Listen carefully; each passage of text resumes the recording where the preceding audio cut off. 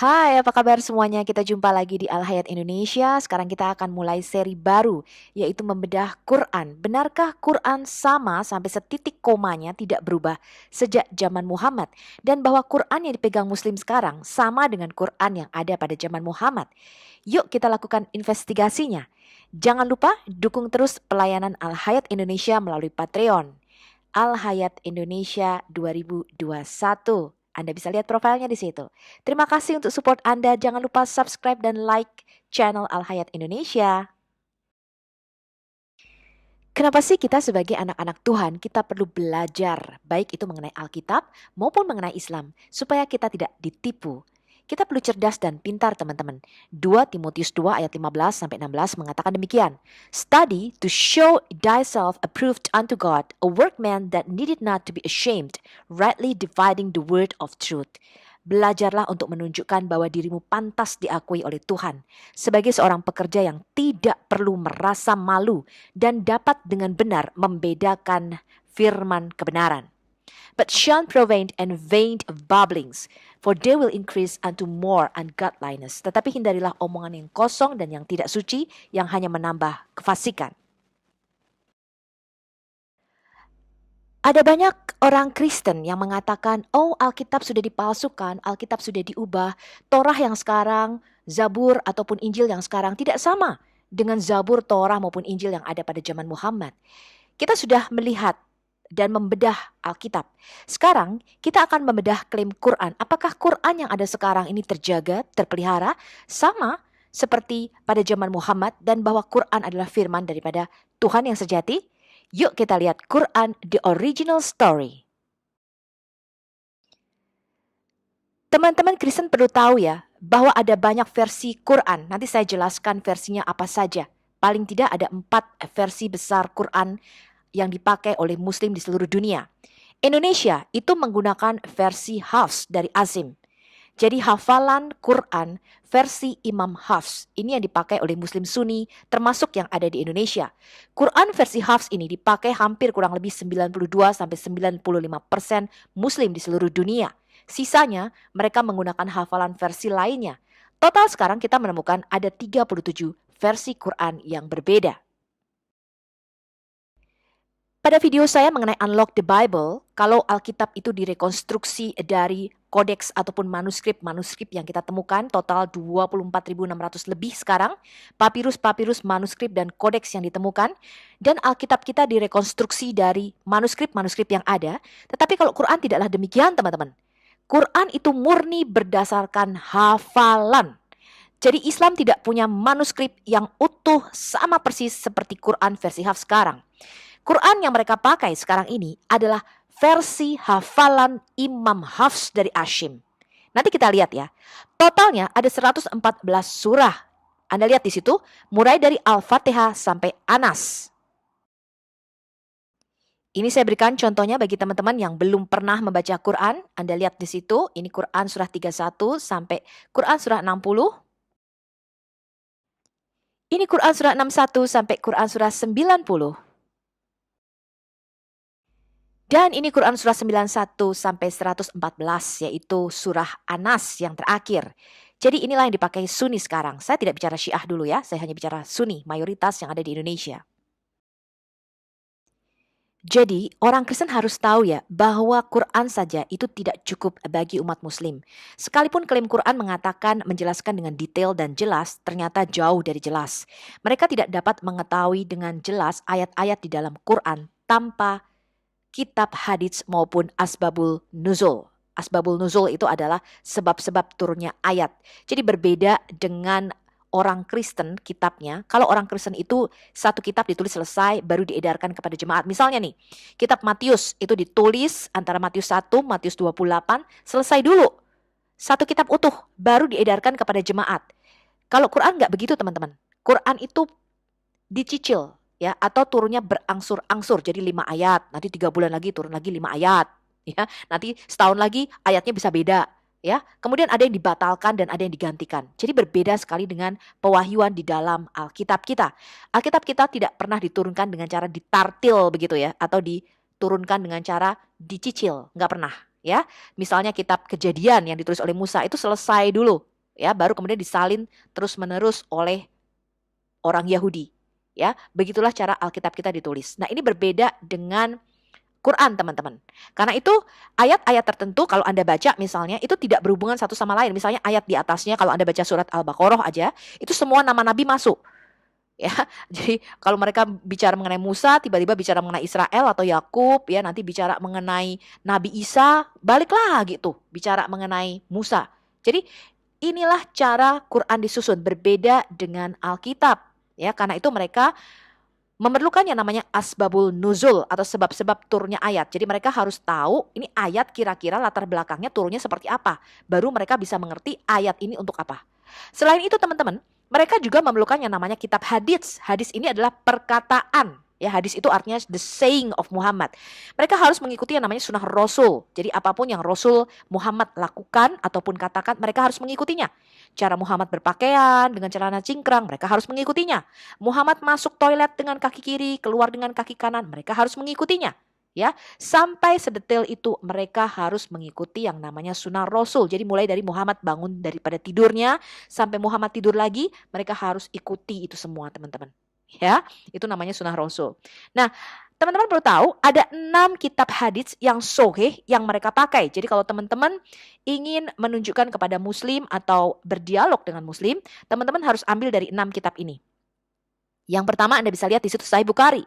Ini disusun oleh Imam Bukhari, ya. Kemudian Sahih Muslim disusun oleh Muslim bin Al-Hajjaj, ya. Kedua kitab ini, baik Sahih Bukhari maupun Muslim, ini adalah yang paling sahih. Ya, jadi mereka tidak akan pernah bisa menyangkal apapun yang ditulis baik di Sahih Bukhari maupun Sahih Muslim. Kemudian di Sunan An-Nasai, ya, ini adalah hadis sahih selanjutnya. Sunan Abu Dawud, Jami' At-Tirmidzi, Sunan Ibnu Majah. Ya, kemudian ada kitab-kitab hadis lainnya tetapi tidak begitu resmi atau tidak begitu sahih seperti keenam kitab yang diakui ini. Ya, antara lain Muwatta Malik, Sunan Ad-Darimi dan sebagainya.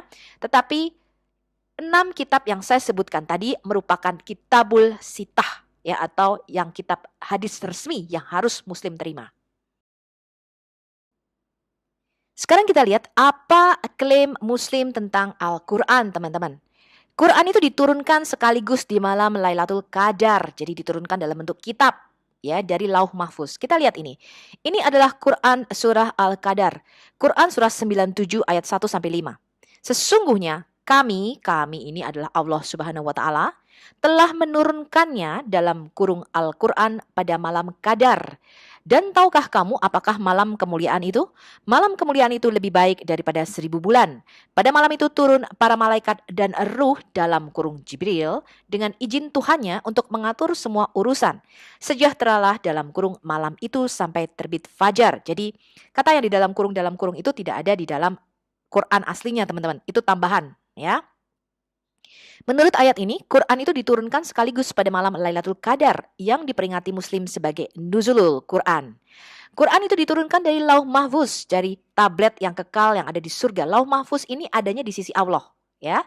Jadi Allah, kemudian sebelahnya itu ada Lauh Mahfuz, ada Ummul Kitab namanya atau ibu daripada kitab, induk kitab.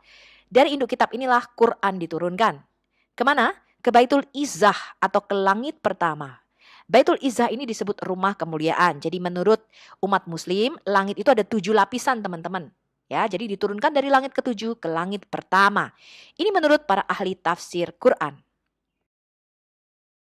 Tetapi ternyata kita mendapati kontradiksi di dalam Quran, teman-teman. Bahwa Quran itu diturunkan secara bertahap. Kita lihat dulu. Ini adalah Quran surah Al-Furqan. Quran surah 25 ayat 32. Mereka yang tidak percaya berkata mengapa Quran tidak diturunkan kepadanya sekaligus. Demikian untuk memperkuat hatimu dan kami mewahyukannya secara bertahap. Kemudian Quran surah Al-Isra, Quran surah 17 ayat 16. Dan Al-Quran dalam kurung kami turunkan berangsur-angsur agar engkau dalam kurung Muhammad membacakannya kepada manusia berlahan-lahan dan kami menurunkannya secara bertahap. Jadi muslim percaya tiap kali turun itu sekitar 5 sampai maksimal 10 ayat. Penulisan Alkitab itu bukanlah bertahap beberapa ayat, melainkan tiap kitab selesai kemudian ditransmisikan dengan disalin terus-menerus. Tetapi ternyata kita mendapati kontradiksi di dalam Quran, teman-teman, bahwa Quran itu diturunkan secara bertahap. Kita lihat dulu. Ini adalah Quran surah Al-Furqan, Quran surah 25 ayat 32. Mereka yang tidak percaya berkata mengapa Quran tidak diturunkan kepadanya sekaligus. Demikian untuk memperkuat hatimu dan kami mewahyukannya secara bertahap. Kemudian Quran surah Al-Isra, Quran surah 17 ayat 16. Dan Al-Quran dalam kurung kami turunkan berangsur-angsur agar engkau dalam kurung Muhammad membacakannya kepada manusia berlahan-lahan dan kami menurunkannya secara bertahap. Jadi Muslim percaya tiap kali turun itu sekitar 5 sampai maksimal 10 ayat. Penulisan Alkitab itu bukanlah bertahap beberapa ayat, melainkan tiap kitab selesai kemudian ditransmisikan dengan disalin terus-menerus. Jadi karena ayat-ayat kontradiksi mengenai turunnya Al-Quran inilah, maka para ahli tafsir mau mengakomodasi kedua-duanya. Kita baca dulu yuk. Ada ayat yang mengatakan Quran diturunkan secara sekaligus, tapi ayat lain mengatakan Quran diturunkan secara tartil atau bertahap. Kita lihat surat Al-Baqarah, surah 2 ayat 185. Bulan Ramadan adalah dalam kurung bulan yang di dalamnya diturunkan Al-Quran sebagai petunjuk bagi manusia dan penjelasan-penjelasan mengenai petunjuk itu dan pembeda dalam kurung antara yang benar dan yang batil. Kemudian Ibn Abbas, yaitu sepupu daripada Nabi Muhammad, dan para ahli tafsir lainnya mengatakan Allah menurunkan Al-Quran sekaligus di satu waktu dari tablet yang terpelihara yang ada di surga, yaitu di Lauh Al-Mahfuz di sisinya Allah, ke rumah kemuliaan dalam kurung Baitul Izzah yang ada di surga dunia ini. Kemudian turun berangsur-angsur atau tartil kepada utusan Allah berdasarkan kejadian-kejadian yang muncul selama periode 23 tahun. Ini adalah tafsir Ibn Katsir mengenai Quran surah Al-Qadar ayat 1-5. Karena kontradiksi antara turunnya Quran di malam Lailatul Qadar dengan turunnya wahyu kepada Muhammad, maka para pakar Islam khususnya Ibn Abbas berusaha menyatukan konsep Lailatul Qadar, di mana dikatakan Quran turun utuh dalam bentuk kitab diiringi malaikat-malaikat dan roh dengan turunnya wahyu pertama di Gua Hira. Tadi kita sudah membaca Quran surah 97 Al-Qadar ayat 1-5. Sesungguhnya kami telah menurunkannya dalam kurung Al-Quran pada malam kemuliaan. Kemudian pada malam itu turun malaikat-malaikat dan roh. Maka para pakar Islam menafsirkan teori bahwa Quran itu diturunkan secara utuh satu kitab dari langit ketujuh ke Baitul Izzah, ke langit pertama, dengan riuh diiringi malaikat-malaikat dan ruh. Kemudian dicicil atau ditartil sama Jibril selama 23 tahun kepada Muhammad, di mana wahyu pertama adalah di Gua Hira, yaitu surat Al-Alaq atau Quran surah 96. Malam Lailatul Qadar sampai sekarang tidak diketahui kapan dan Muhammad menyuruh pengikutnya untuk mencarinya sendiri. Lailatul Qadar adalah mimpi Muhammad. Dalam riwayat Ibnu Abbas radhiyallahu anhu yang tadi sudah kita baca, beliau mengatakan Al-Quran dipisahkan dari Az-Zikir, dari Lauhul Mahfuz yang ada di surga, langit ketujuh. Lalu diletakkan di Baitul Izzah di langit pertama, di langit dunia. Kemudian Jibril menyampaikannya secara tartil kepada Nabi Sallallahu Alaihi Wasallam. Ini ada di hadis riwayat Hakim dalam Al-Mustadrak volume 2 halaman 223, Ibnu Abi Syaibah dalam Al-Musannaf volume 10 halaman 533, dan disahihkan oleh Az-Zahabi.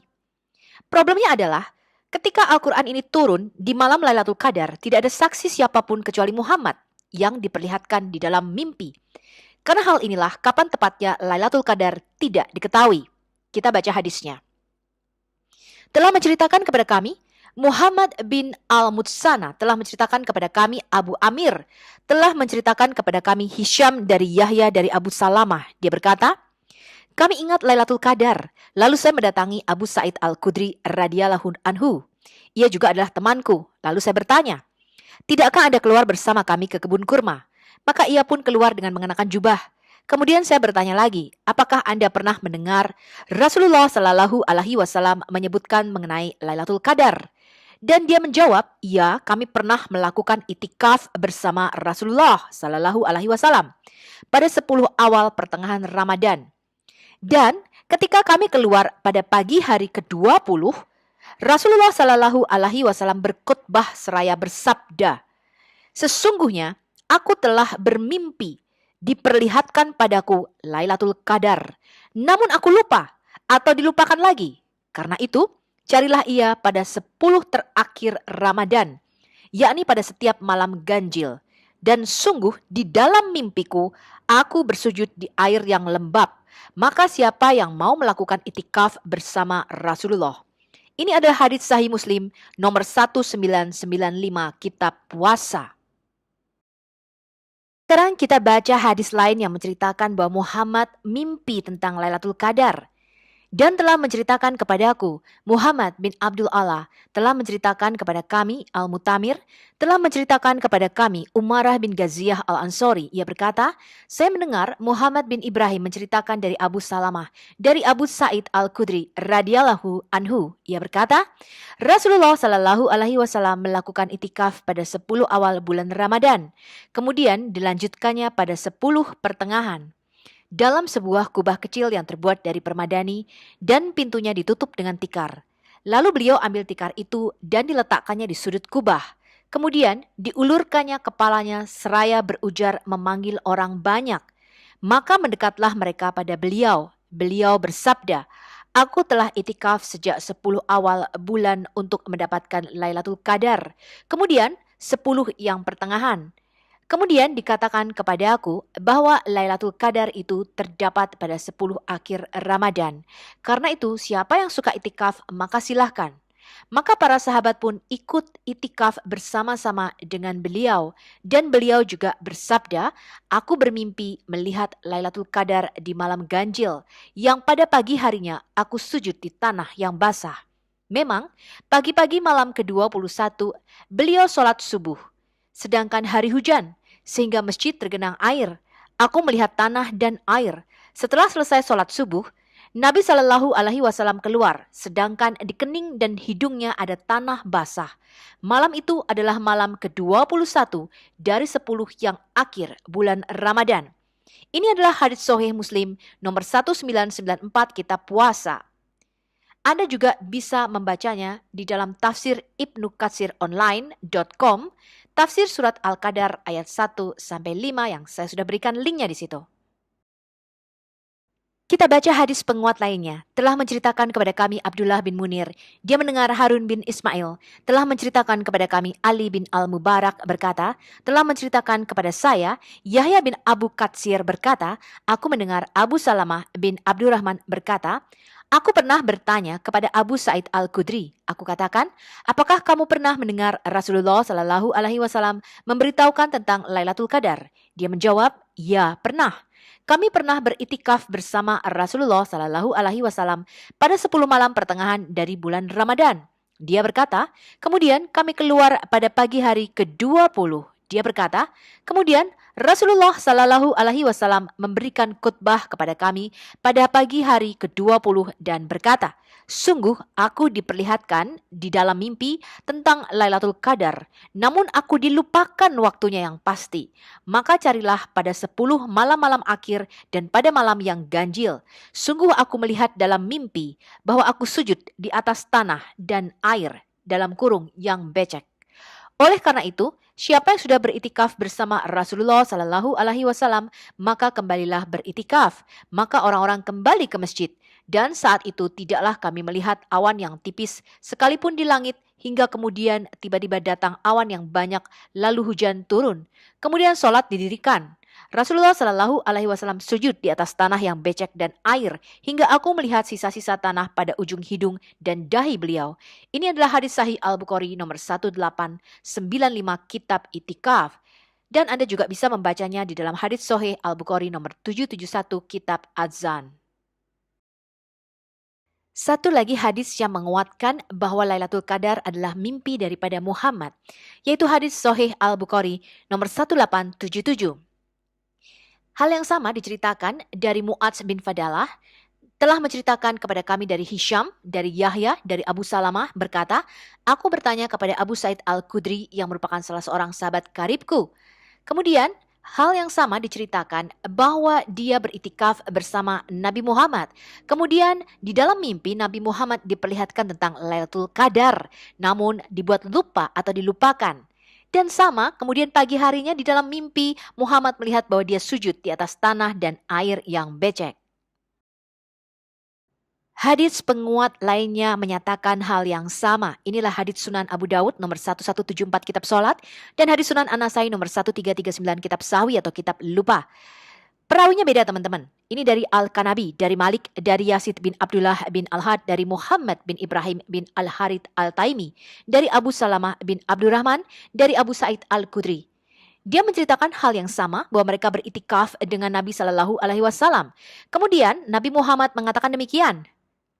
Aku telah melihat dalam mimpiku tentang Lailatul Qadar, namun aku lupa.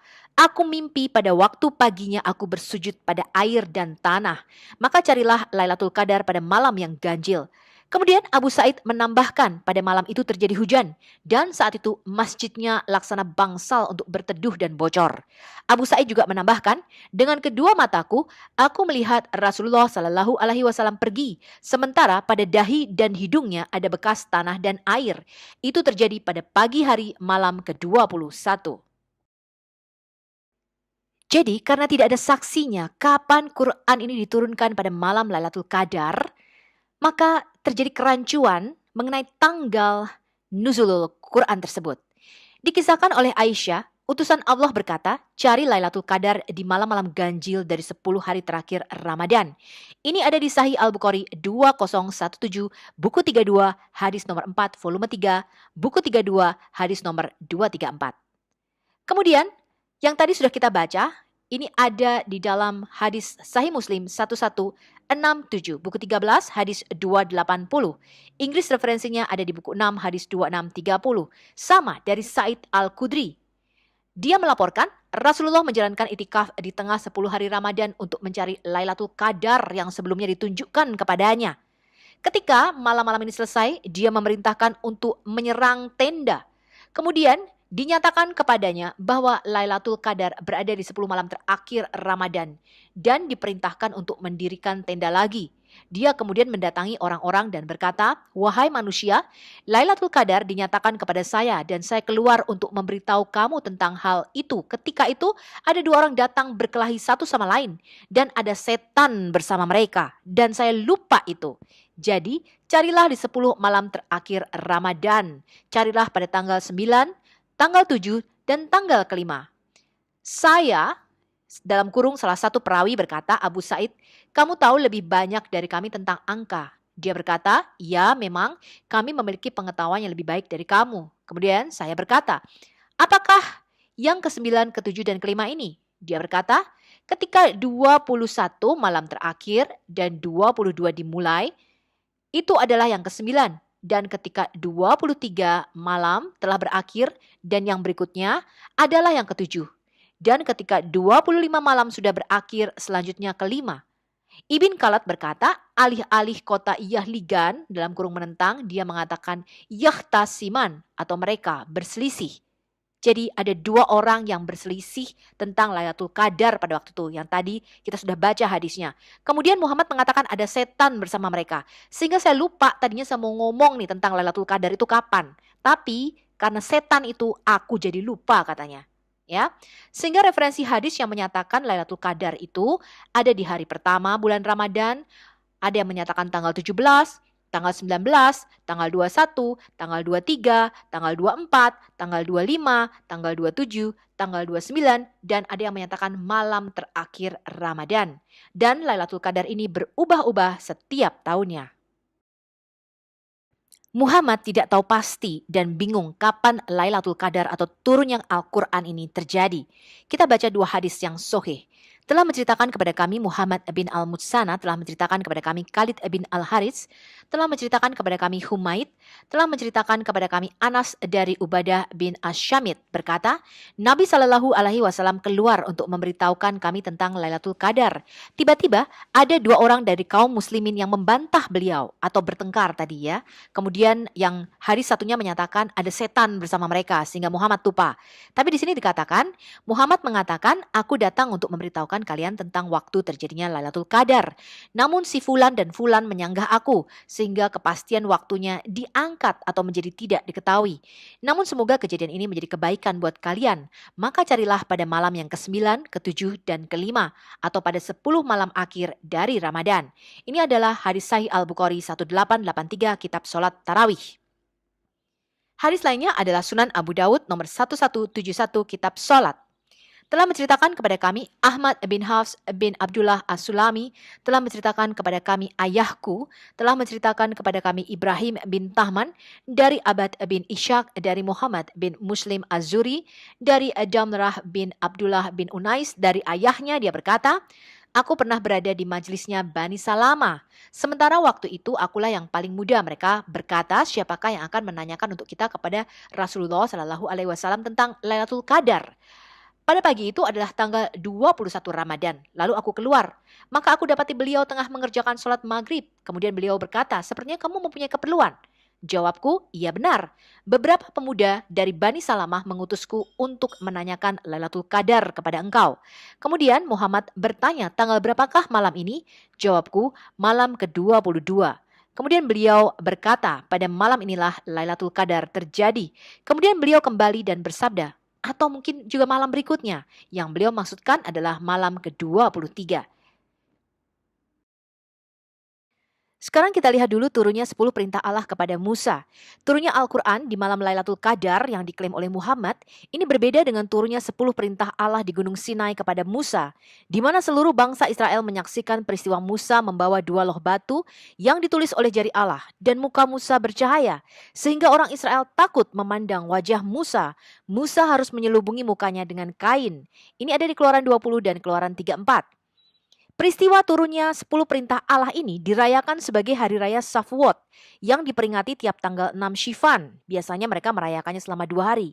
Di dalam perjanjian baru, Hari Raya Shavuot ini dikenal dengan nama Hari Raya Pentakosta, yaitu turunnya Roh Kudus atas gerejanya. Ini adalah penggenapan janji Tuhan di Yeremia 31 ayat 31 sampai 33. Kita hafalin ya ayatnya. Sesungguhnya akan datang waktunya, demikianlah firman Tuhan.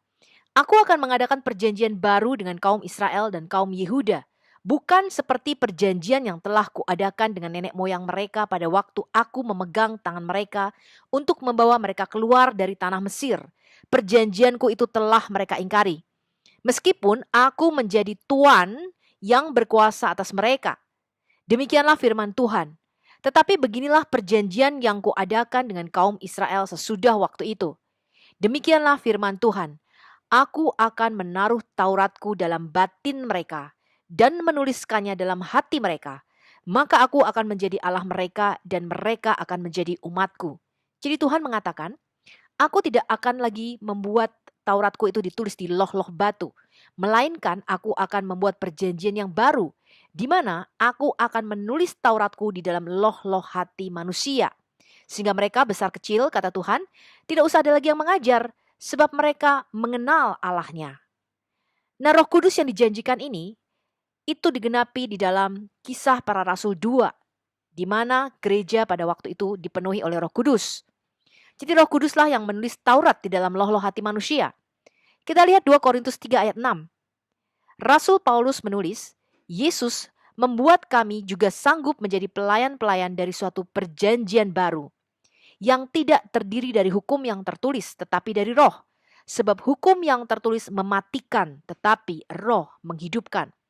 Jadi peristiwa Shavuot di dalam perjanjian baru, itu merupakan antitesis daripada Shavuot di dalam perjanjian lama.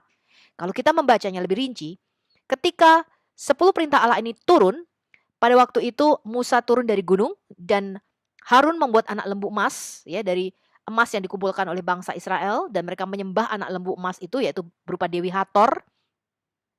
Kemudian Musa marah memecahkan 2 loh batu itu. Lalu Musa berkata, sekarang kamu jalan kian kemari membawa pedang dan bunuh.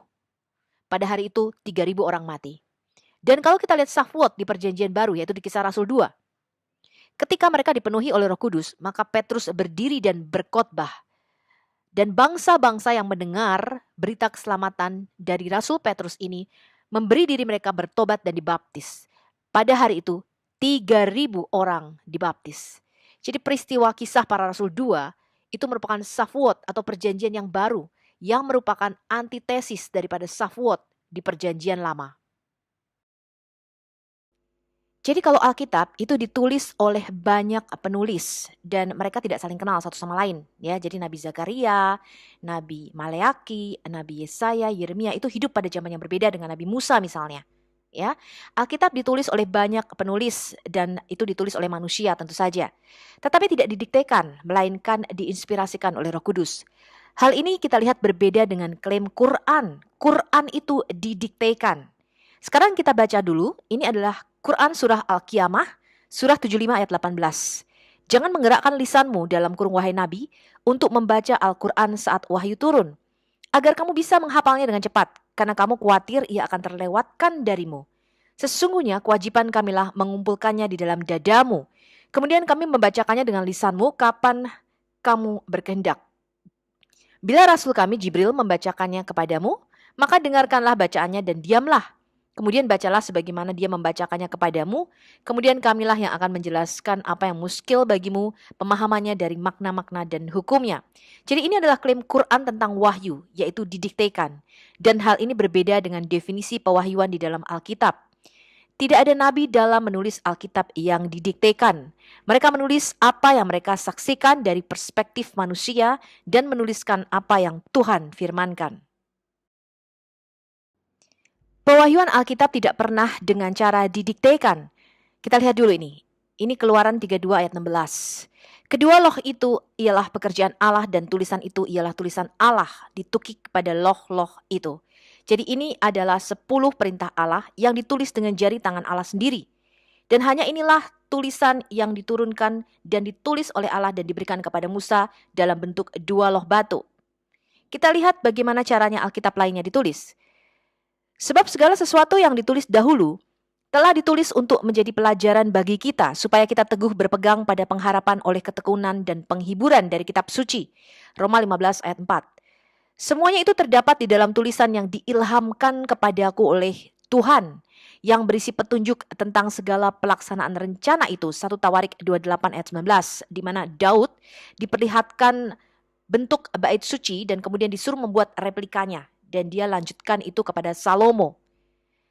Kita lihat ini, segala tulisan yang diilhamkan Allah memang bermanfaat untuk mengajar, untuk menyatakan kesalahan, untuk memperbaiki kelakuan, dan untuk mendidik orang dalam kebenaran. 2 Timotius 3 ayat 16. Kata diilhamkan di sini adalah theopneustos, artinya dihembusi oleh Allah. Ya, jadi Roh Kuduslah yang mengilhamkan semua tulisan-tulisan yang ada di dalam kitab suci kita. Kita lihat lagi, 2 Samuel 23 ayat 1 sampai 2. Inilah perkataan Daud yang terakhir. Tutur kata Daud bin Isai dan tutur kata orang yang diangkat tinggi. Orang yang diurapi Allah Yakub, pemazmur yang disenangi di Israel. Roh Tuhan berbicara dengan perantaraanku, firman-Nya ada di lidahku. Jadi bagaimana caranya penulis Alkitab ini bisa menulis firman-firman Tuhan? Dengan cara theopneustos, artinya Roh Kuduslah yang mengilhamkan atau menghembusi dan menguasai para penulis Alkitab ini sehingga bisa mereka menuliskan sesuai dengan ilham Roh Kudus, tetapi bukan dengan cara didiktekan. Kalian pernah dengar gak sih istilahnya kalau orang hutang kemudian bayarnya nyicil, itu namanya bayarnya dientar-entil, ya, namanya bayarnya ditartil. Nah demikian juga dengan Quran. Quran itu diturunkan dengan cara dicicil alias dengan tartil. Kita baca nih Al-Furqan surah 25 ayat 32 sampai 33. Dan orang-orang kafir berkata, mengapa Al-Quran itu tidak diturunkan kepadanya sekaligus? Demikianlah agar kami memperteguh hatimu dalam kurung Muhammad dengannya. Dan kami membacakannya secara tartil. Dalam kurung berangsur-angsur, berlahan dan benar. Tiap mereka datang kepadamu membawa suatu permasalahan, kami selalu datangkan kepadamu kebenaran dan penafsiran yang sebaik-baiknya. Jadi tiap kali ada masalah, turunlah ayat. Tiap kali Muhammad butuh sesuatu, turunlah ayat. Begitu ya. Tetapi tidak demikian dengan Alkitab, teman-teman. Alkitab itu menuliskan peristiwa-peristiwa yang sudah terjadi. Jadi ada kejadiannya dulu, ya. Kemudian Tuhan berfirman, ya. Tapi kemudian ditulis atau dibukukan di dalam satu kitab yang selesai.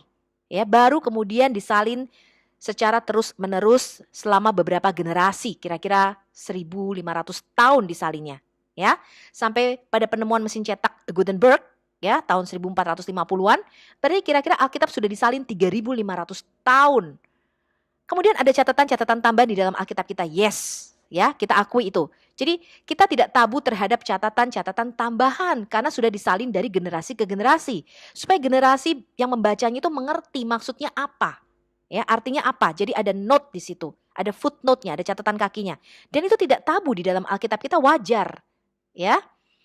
Nah sekarang bayangkan Jibril itu harus bolak-balik dari langit pertama Baitul Izzah kepada Muhammad untuk mengambil ayat-ayat yang sesuai dengan kebutuhan Muhammad pada waktu itu. Apakah ini masuk akal? Bagaimana Quran merupakan firman yang kekal jika mengakomodasi kebutuhan Muhammad pada waktu tertentu? Hal ini tidak ada di dalam Alkitab kita. Konsep pewahyuan seperti ini teman-teman. Ya.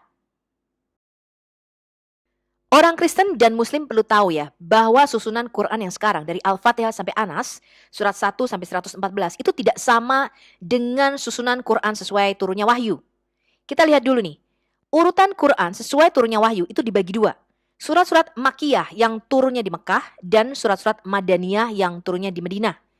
Muslim percaya bahwa Quran ini turun antara periode tahun 609 Masehi sampai 632 Masehi. Surah dan ayat yang tergolong Makkiyah itu diturunkan dalam kurun waktu 12 tahun 5 bulan 13 hari. Hitungan ini dimulai sejak 17 Ramadan, jadi sejak Lailatul Qadar. Ya, mereka menyepakati tanggal 17 Ramadan. Walaupun tadi kita sudah melakukan investigasi, ternyata Lailatul Qadar itu tidak diketahui kapan, ya, karena Muhammad lupa ya kapan harinya dan Muslim disuruh mencarinya sendiri. Ya, karena ini adalah merupakan mimpi daripada Muhammad.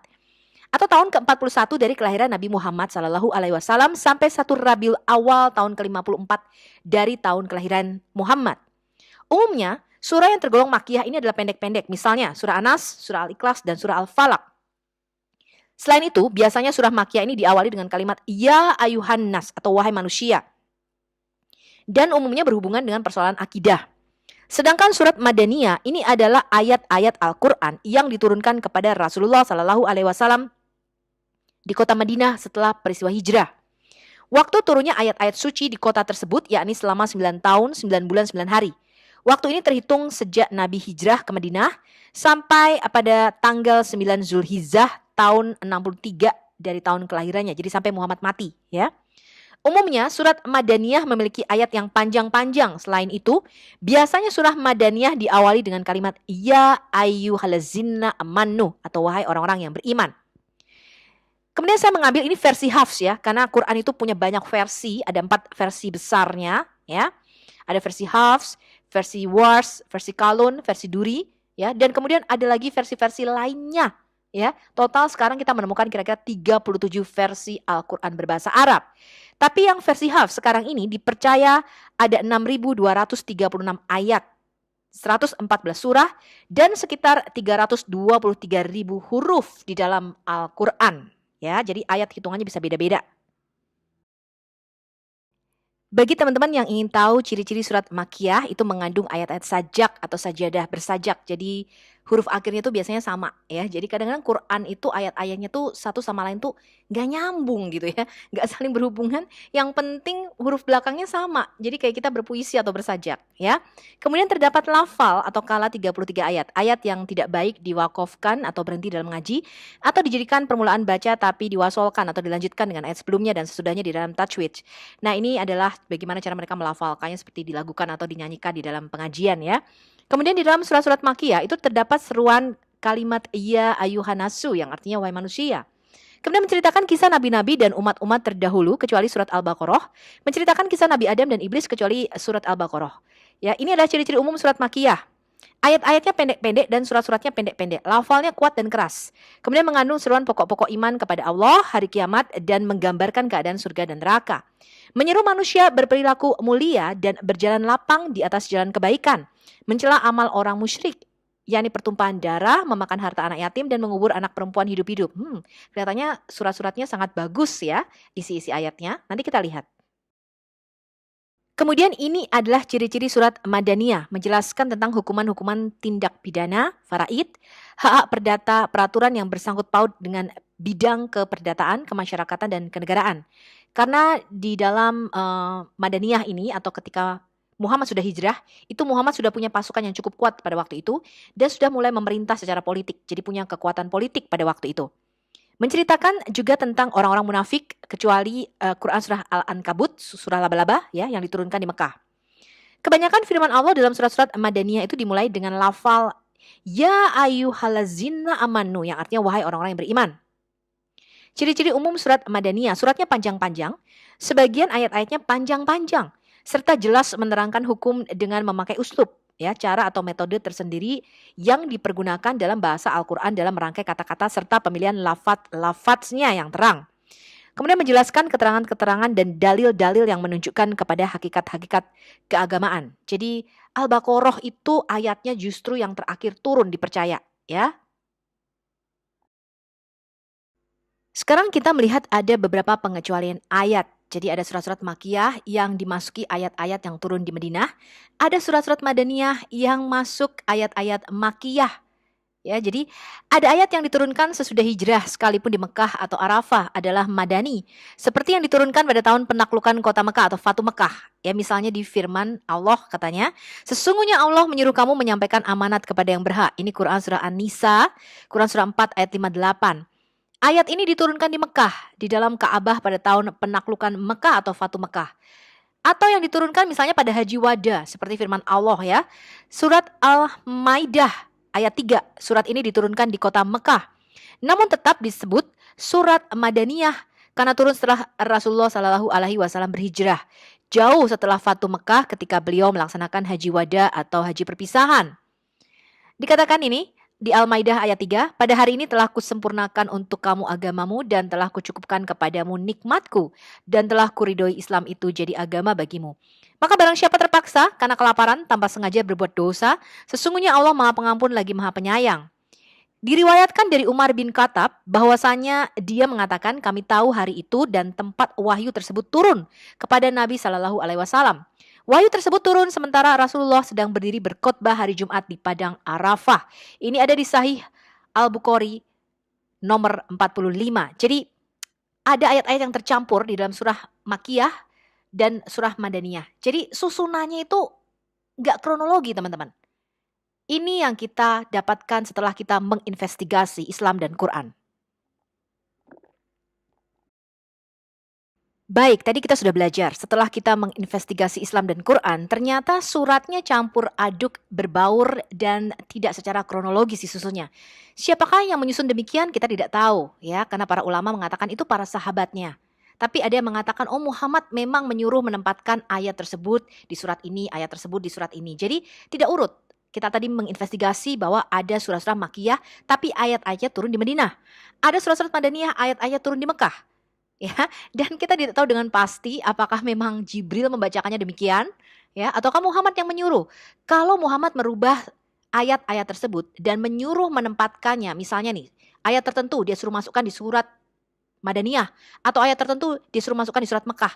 Padahal ini tidak sesuai dengan turunnya wahyu, ya. Kenapa harus diacak-acak seperti itu? Ya, kita tidak akan tahu jawabannya. Tetapi ada 12 surat yang masih menjadi perdebatan. Surah-surah yang menjadi perselisihan di antara para ulama apakah termasuk Makkiyah atau Madaniyah itu ada 12 surat. Surah Al-Fatihah. Ini surat paling penting ya. Ini surah pertama ya, surah pembukaan di dalam Quran, tetapi masih menjadi perdebatan apakah turun di Mekah, apakah turun di Madinah. Kemudian surah Asy-Syaff, surah Ar-Ra'd, surah At-Tagabun, surah Ar-Rahman, surah Al-Mutaffifin, surah Al-Qadar, surah Al-Baniyah, surah Al-Zalzalah, surah Al-Ikhlas, surah Al-Falaq, dan surah Anas. Kemudian mereka sepakat bahwa jumlah surat Makkiyah ada 82 surah dan surat Madaniyah ada 20 surah. Mengetahui turunnya surah-surah ini penting. Kenapa teman-teman? Kenapa teman-teman Kristen maupun Muslim ini harus belajar? Mengapa kita harus tahu apakah surat ini termasuk Makkiyah atau Madaniyah? Untuk membedakan ayat-ayat yang sudah dinasakkan atau ayatnya dibatalkan dan dimansukkan, ayatnya digantikan. Ketika terdapat 2 buah ayat yang kontradiksi di Makkiyah maupun Madaniyah. Jadi di dalam konsep Islam dan Quran, Allah mengatakan dia bisa membatalkan firman-Nya dan dia bisa menggantikan firman ini dengan firman yang baru, yang serupa ataupun yang lebih baik. Konsep ini disebut nasak dan mansuk, yaitu ayat-ayat yang dibatalkan dan digantikan. Karena dari konsep inilah kita penting untuk mengetahui surah mana yang turun duluan dan surah mana yang turun terakhir. jika dua ayat tersebut kontradiksi. Mereka akan pakai ya Quran yang ayatnya turun terakhir yang membatalkan turunnya ayat yang pertama atau lebih dahulu. Surah-surah Madaniyah itu lebih panjang-panjang dan terdapat dialog dengan ahli kitab Yahudi dan Kristen. Jadi teman-teman Kristen perlu tahu, di dalam konsep Islam dan Quran, ahli kitab ya atau ahli kitab itu adalah orang Kristen dan Yahudi. Orang Muslim itu disebut umiyim, tidak tahu kitab. Ya, karena Madinah itu tadinya adalah kota perdagangan Yahudi yang disebut kota Yatrib. Jadi kota Madinah itu dulu nama kunonya itu adalah kota Yatrib dan penduduknya di situ banyak sekali orang Yahudi. Anda bisa membaca ini semua dari sumber pustaka yang saya ambil, Al-Athar Daud, Ilmu Al-Quran, Bandung Pustaka Hidayah 1994, Al-Katan, Khalil Mana, Studi Ilmu Al-Quran Jakarta Halim Jaya 2007, Jalal Abdul Ulumul Quran Surabaya Dunia Ilmu tahun 2000, Hermawan Acep, Ulumul Quran Bandung, PT Remaja Rosda Karya 2013, Syudi Mashfuk, Pengantar Ulumul Quran Surabaya, Karya Aditama 1997. Jadi kita perlu belajar dan kita perlu menginvestigasi bagaimana Quran ini diwahyukan atau diturunkan. Now let us investigate Islam deeper, teman-teman. Let us deep dive in Quran. Sekarang kita mau menginvestigasi Quran lebih dalam lagi. Siapa sih yang menamai surah-surah di dalam Quran itu? Kalau kita melihat Alkitab, teman-teman, kebanyakan nama-nama di dalam Alkitab kita itu sesuai dengan nama penulisnya. Misalnya kitab Yosua, ya, walaupun still in the debate, apakah ini Yosua, apakah Nabi Samuel. Tapi mostly kita percaya sebagian besar ditulis oleh Yosua, kemudian diedit oleh Nabi Samuel pada zaman Samuel menjadi nabi. Kemudian kalau kita lihat surat Samuel ya, 1 Samuel, 2 Samuel, 1 Raja-Raja, 2 Raja-Raja. Kemudian kita lihat Tawarik ditulis oleh Nabi Yeremia. Kemudian kita lihat kitab Yeremia, Yesaya, Maleaki, dan kitab Nabi-Nabi kecil itu dinamai sesuai dengan nama penulisnya di situ. Kalau kita lihat Perjanjian Baru misalnya dinamai juga sesuai dengan nama penulisnya, ya, Matius, Markus, Lukas, Yohanes. Kemudian ada nama kota-kota di situ, di mana surat-surat itu ditujukan untuk jemaat di situ. Lalu siapa sih yang menamai surah-surah ini di dalam Quran? Para sarjana muslim ini dengan suara bulat setuju bahwa ayat Quran ini diatur atas perintah Allah. Kapanpun ayat diturunkan, Nabi SAW memanggil para penulisnya dan mendiktekan mereka ayat tersebut. Kemudian menunjukkan nama dan tempat surat di mana ayat tersebut harus ditulis. Ini teori ya. Pengaturan dan harmonisasi ini menjadi sifat ajaib Al-Quran. Harmoni lengkap ini menunjukkan bahwa Al-Quran diturunkan hanya dari Allah yang Maha Kuasa. Imam Malik berkata, Al-Quran disusun karena mereka Muslim itu biasa mendengarkan dari Nabi. Kemudian Imam Al-Qurtubi berkata, Al-Quran diturunkan sekaligus ke surga terdekat. Ya, ini sama dengan yang disebutkan Ibn Abbas tadi ya.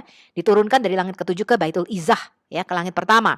Kemudian sebagian atau secara berangsur-angsur, secara tartil tadi ya, diturunkan kepada Nabi SAW selama 23 tahun. Beberapa kali seluruh surah atau beberapa ayat diturunkan sebagai jawaban atas pertanyaan. Jadi kalau ada masalah baru turun ayat, ada masalah turun ayat ya. Jibril itu membimbing Nabi menempatkan dengan tepat penempatan ayat dan surah. Jadi mereka percaya bahwa Jibril yang nyuruh nih. Oh nih ayat ini taruhnya di sini, ayat ini taruhnya di sini, gitu ya. Jadi yang susunnya seperti itu Jibril. Apakah ada buktinya? Nggak ada tentu saja. Ya ini hanya asumsi atau teori mereka. Segala sesuatu berasal dari Nabi atas perintah Allah Subhanahu wa Ta'ala. Karena mereka percaya ini kan dari Allah. Jadi mestinya Allah yang nyuruh dong, ya kan? Tidak ada kesempatan atau kepentingan bagi siapapun untuk melakukan perubahan di dalamnya. Allah Maha tahu. Tetapi Allahu alam, hanya Allah yang tahu, ya. Nah, saya kasih Anda sumbernya. Ini dari islamweb.net, ya. Kemudian ini adalah fatwa nomor 8121 tanggal 7 Januari 2001. Judulnya Nama dan Nomor di dalam Al-Quran. Setiap surah di dalam Al-Quran itu telah diberi nama oleh Nabi SAW. Ya, ada beberapa yang sudah mereka ketahui namanya pada waktu itu. Karena ketika satu ayat diturunkan dari Allah, katanya Nabi SAW berkata untuk meletakkannya di dalam surah yang mana. Ada juga yang mengatakan bahwa surah Al-Quran dinamai karena digunakan secara luas oleh orang-orang dengan nama-nama ini. Dan beberapa percaya nama surah ini diberikan atas ijtihad para sahabat Nabi. Jadi mereka sepakat, oh nama surahnya ini. Ya, sekarang kita lihat ini pendapat Ayatollah Javadi Amoli. Dia percaya dan berkata tidak ada alasan bahwa surah-surah ini dinamai secara infallible. Dan juga ada surah yang memiliki arti besar tetapi tidak demikian. Misalnya dia percaya bahwa surah Al-Baqarah tidak dinamai secara ilahi. Karena pertama, ya tidak sesuai untuk surah yang begitu penting dinamai dengan nama binatang. Al-Baqarah artinya sapi betina. Ya, jadi ada banyak surah-surah di dalam Al-Quran itu ada surah sapi betina, surah semut, surah laba-laba, surah gajah, ya, dan lain-lain sebagainya. Ya, nah dia mengatakan, dan kedua ada beberapa riwayat yang memperingatkan agar tidak mengacu pada surah sebagai Al-Baqarah. Beberapa ulama kami menyebutnya sebagai surat di mana sapi disebutkan. Jadi mereka tidak begitu sependapat. Apakah Al-Baqarah ini yang namanya Allah gitu? Mengapa Allah menamakannya dengan nama binatang? Ya, karena sapi disebutkan hanya sebagian kecil aja di ayat di situ, ya. Kemudian Ayatollah Jafari juga percaya bahwa surah-surah seperti Yasin, Fatihah, ya itu dinamai oleh Allah, sementara yang lain seperti Ankabut, surah laba-laba, ya, Namlah, surah semut, Baqarah, surah sapi betina dinamai oleh orang-orang. Sumbernya adalah Ibn Ashur, Muhammad Ibn Tahir Al-Tahrir, Fa Al-Tanfir, volume 1 halaman 88, Ibrahim Abiyari, Al-Musiatul Quraniyah, volume 1 halaman 388, Daud Al-Atar, Mujaz Ulum Quraniyah, halaman 138, dan banyak sumber lainnya. Jadi beberapa surah di dalam Quran itu dikenal dengan lebih dari satu nama. Jadi nggak mungkin yang menamainya adalah Allah. Ya, karena pada waktu itu beredar, oh nama surahnya ini. Jadi ada banyak nama-namanya. Kita lihat dulu nih. Contoh Al-Fatihah. Saya sudah bicarakan khusus mengenai surat Al-Fatihah di video saya sebelumnya. Anda bisa baca, ya. Al-Fatihah ini disebut pembukaan. Tapi dia punya banyak nama lainnya, teman-teman. Contoh, Umul Alkitab, ibu dari kitab, Kanz harta karun, Waqiyah pelindungan, Al-Azaz pondasi nur terang, Al-Hamad pujian kepada Allah, Asy-Syifa penyembuh, Al-Ruqyah penawar, ya bahkan disebut juga mantra. Jadi surat Al-Fatihah ini disebut juga mantra karena dibacanya berulang-ulang. Kemudian As-Salah atau doa, Sabaul Matani yaitu 7 ayat yang diulang. Al-Wafiyah yang sempurna, Al-Quran Al-Azim bacaan yang mulia, Al-Kafiyah mencukupi. Ini kata Imam Al-Qurtubi. Jadi kita bisa membuktikan dari sejarah bahwa nama-nama surah itu disebut dengan nama-nama yang banyak sekali dan tidak seragam. Surah Al-Baqarah sapi betina disebut juga surah Az-Zahra, surah cahaya, Az-Zanam puncak, Az-Fustaat tenda atau pavilion. Kemudian At-Taubah misalnya, itu dikenal dengan lebih dari satu nama. Di dalam hadis, At-Taubah ini disebut juga dengan surah Bara'at, teman-teman, ya, penolakan. Atau surah 41 dikenal sebagai surah Fusilat atau surah Hamim. Surah 76 dikenal sebagai surah Dahrar atau surah Insan. Kemudian di antara surat-surat yang memiliki 2 nama juga ada surat nomor 17 Al-Isra, ya, yang mereka mengatakan ini loh buktinya Muhammad diangkat ke langit ke-7 dan mengalami perjalanan Isra Miraj. Tadinya surat ini disebut dengan surah Bani Israel, teman-teman. Aneh ya. Kemudian surah 40 disebut juga surah Ghafir atau pemberi ampunan dan juga surah Mukmin, orang beriman. Surah 47 itu surah Muhammad, tadinya bernama surah Al-Qatal, surah perang. Kenapa? Karena mereka pikir, kenapa ya Nabi Muhammad ini kok jarang banget disebut di dalam Quran, gak ada surahnya lagi. Ya, jadi mereka membuat surah 47, ya, yang tadinya surah Al-Qatal menjadi surah Muhammad. Kemudian surah 96, Al-Alaq, gumpalan darah, tadinya disebut juga surat Iqra. Jadi nama-nama surat ini tidak secara pas ditemukan atau sama pada waktu zaman Muhammad dan dikenal dengan berbagai nama. Jadi ada perkembangan penamaan surah di dalam Quran. Sekarang kita lihat teman-teman, ini surah Quran sesuai turunnya wahyu. Kalau Anda lihat di sini, surat Al-Alaq atau surat Iqra, surah 96, itu dipercaya sebagai wahyu yang pertama kali diturunkan kepada Muhammad di Gua Hiro. Tetapi Anda lihat sekarang, ada di nomor 96 di dalam Al-Quran. Surah Al-Fatihah, pembukaan, ini merupakan surah pertama di dalam Quran kalau kita baca sekarang. Tetapi kalau kita lihat sesuai turunnya wahyu, itu adalah wahyu kelima. Dan bahkan masih diperdebatkan apakah Al-Fatihah ini Makkiyah atau Madaniyah. Apakah turun di Mekah, apakah turun di Madinah. Yang kiri teman-teman, itu adalah Quran sesuai turunnya wahyu. Ya, yang pertama kali turun Al-Alaq, Al-Kalam, Al-Muzammil, Al-Mudathir, kemudian Al-Fatihah. Baru yang kedua Anda lihat nomornya 96, 68, 73, 74, 1. Itu adalah di mana surah-surah ini tersusun urutannya di dalam Quran yang Muslim pegang sekarang.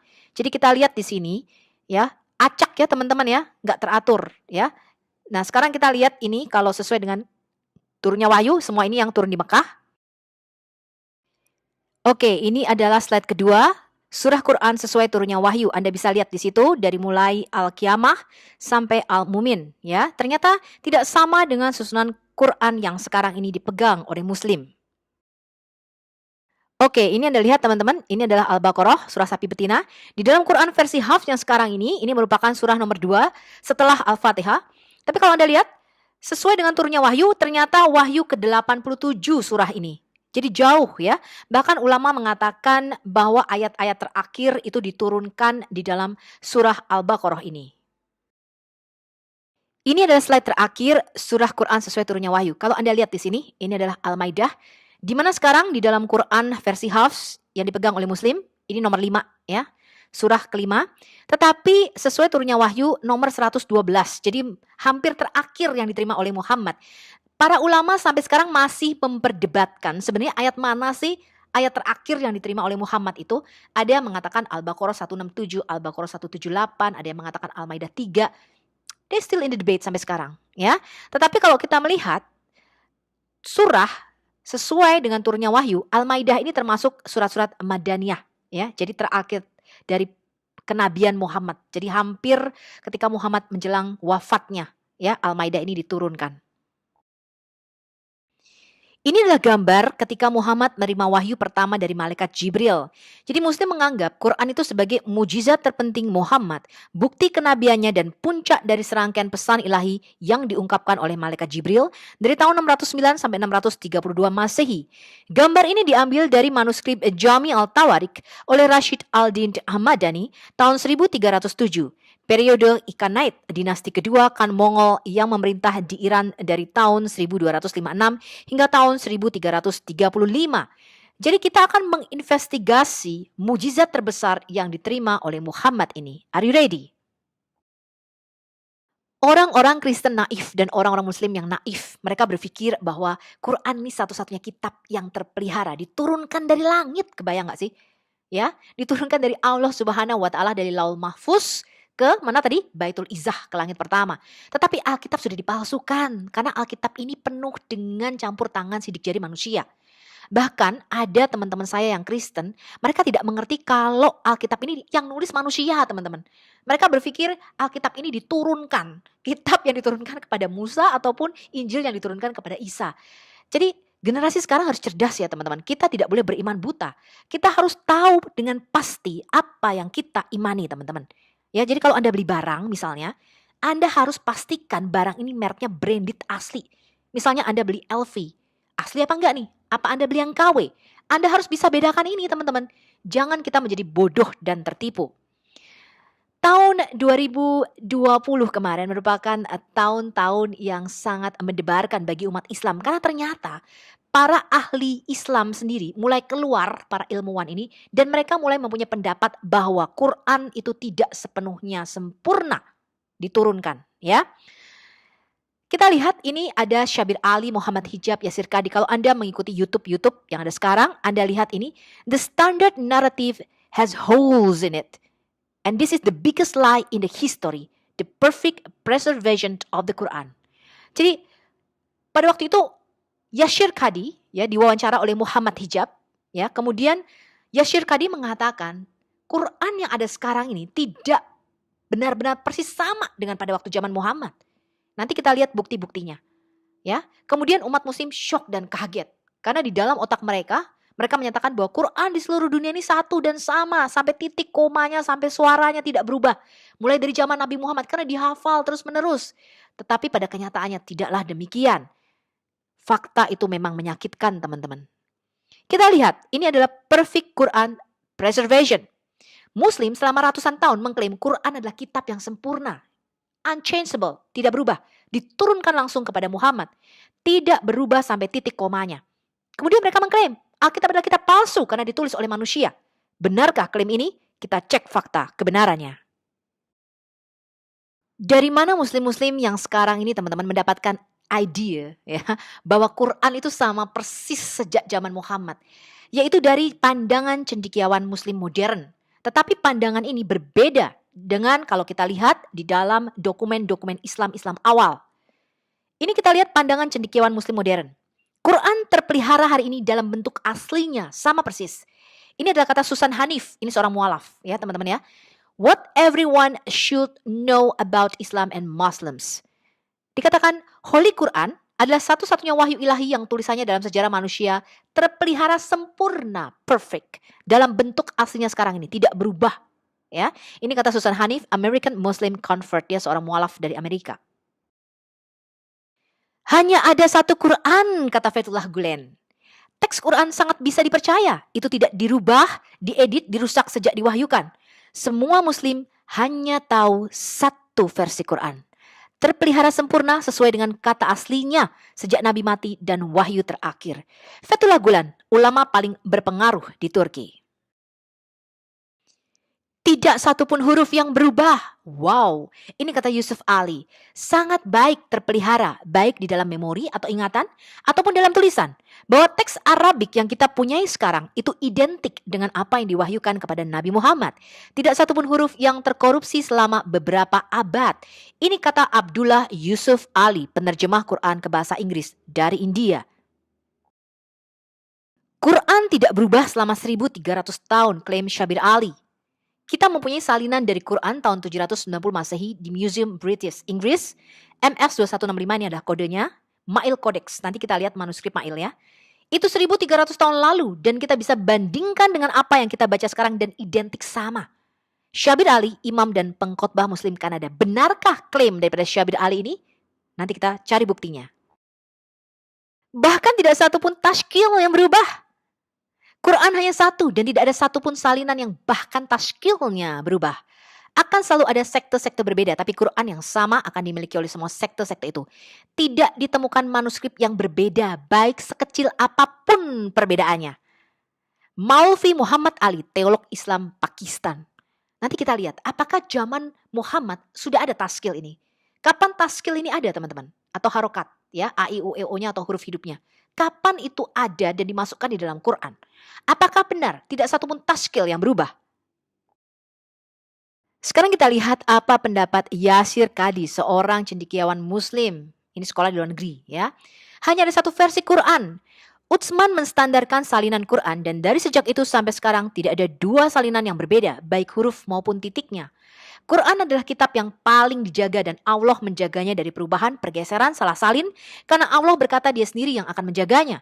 Semua Quran huruf demi huruf, kata demi kata sama dengan Mushaf Utsmani. Tidak ada versi Quran, hanya ada satu. Nanti kita lakukan investigasi apakah Yasir Kadi merubah pernyataan ini. Tidak satu titik atau coretan pun berubah. Ini kita ambil dari The Essence of Faith in Islam, paperback Januari 1 tahun 2003 by Al-Hajj Ade Ajola. Quran terpelihara penuh dan tidak satu titik atau yod pun yang diubah atau hilang. Yod ini bicara mengenai huruf ya. Ini yang diklaim Muslim selama 1400 tahun sampai akhirnya dunia internet dan informasi bisa diakses oleh semua orang. Kesimpulan pendapat Muslim modern. Yang pertama, Muhammad menghafal Al-Quran dengan sempurna. Kedua, dia hanya mendiktekan Al-Quran kepada pengikutnya yang menghafalnya dan menuliskannya tanpa mengedit.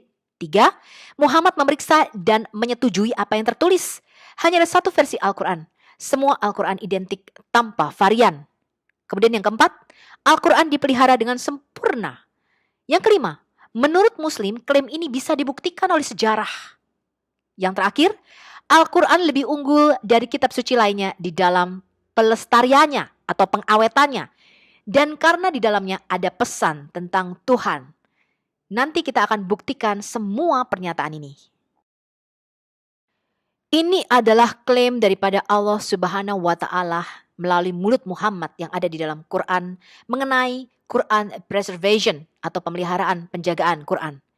Tidak ada kesalahan Al-Quran adalah kitab suci terbaik tanpa ketidakkonsistenan. Ini adalah Quran surah 39 ayat 23. Jadi Quran itu tidak ada kontradiksi di dalamnya. Kemudian Quran ditulis dalam bahasa Arab tanpa kesalahan. Ini Quran surah 39 ayat 28. Itu bebas dari semua kontradiksi. Quran surah 4 ayat 82. Kemudian Al-Quran diberikan dalam bahasa Arab sehingga mudah dipahami. Dan buku induknya atau umul kitabnya itu ada di hadapan Allah. Di Lauh Mahfuz. Sangat luhur dan penuh hikmat. Ini klaim Quran surah 43 ayat 4. Kemudian Quran tidak berubah. Tidak ada yang bisa mengubah kata-kata Allah. Quran surah 18 ayat 27. Pertanyaan kita adalah, buktikan. Dan dalam episode berikutnya, kita akan membahas lebih dalam mengenai Quran ini. Nantikan seri berikutnya. Apa yang Muslim awam ketahui tentang Quran? Iman Islam itu tergantung pada kitabnya Quran dan pada nabinya Muhammad. Ini adalah klaim Islam. Yang pertama, Quran adalah kekal atau tidak diciptakan. Eternal uncreated. Berdasarkan surah Al-Buruj, surah gugusan bintang, surah 85 ayat 21-22. Bahkan dalam kurung yang didustakan mereka itu ialah Al-Quran yang mulia yang tersimpan di lauh mahfuz. Jadi di dalam tablet yang kekal yang ada di surga. Jadi Quran atau firman Allah yang mereka percayai dalam bentuk buku atau kitab ini yang turun dalam malam nuzul Quran itu tidak diciptakan. Yang kedua, Quran itu diturunkan atau send down lewat Jibril kepada Muhammad antara tahun 610 sampai 632. Kira-kira hampir 23 tahun ya, 22 tahun, 2 bulan, 2 hari. Ini ada di Sahih Al-Bukhari, volume 6, nomor 509. Yang ketiga, Quran itu dikumpulkan komplit oleh Utsman pada tahun 652 Masehi yang mereka sebut dengan Mushaf Utsmanik Quran. Kemudian ada 5 kopi atau 9 kopi, nanti kita lihat ya, dikirim ke 5 provinsi. Ini berdasarkan Sahih Al-Bukhari volume 6 nomor 510. Yang keempat, Quran tidak berubah atau unchanged selama 1400 tahun berdasarkan Quran surah 10 ayat 15, surah 18 ayat 27 dan surah 15 ayat 9. Ini adalah klaim yang dikatakan oleh Muslim zaman sekarang atau zaman now. Pertanyaan kita adalah, buktikan. Pada episode berikutnya, kita akan deep dive ya. Kita akan membahas Quran lebih mendalam lagi.